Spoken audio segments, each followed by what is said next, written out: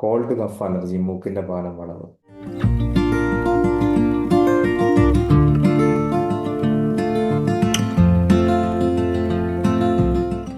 ഇത് ചെയ്യേണ്ടത് കാഗ്യമുദ്രയാണ്.